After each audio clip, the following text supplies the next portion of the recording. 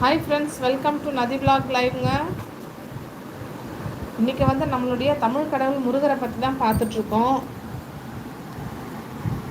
அவருடைய பேரை தான் நான் இன்றைக்கி கலெக்ட் பண்ணிகிட்ருக்கேன். அடுத்தது பார்த்திங்கன்னா, அவருடைய பாட்டில் உங்களுக்கு எந்த பாட்டு ரொம்ப பிடிக்கும்னு சொல்லிட்டு கமெண்ட் செக்ஷனில் சொல்லுங்கள். அதாவது அவருக்காக பாடின பாட்டு.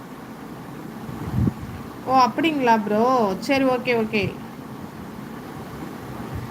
சூப்பர். அப்போ எப்பயாச்சும் வந்தால் அவங்க பேரை சொல்லிட்டு உள்ளே போகலாமா?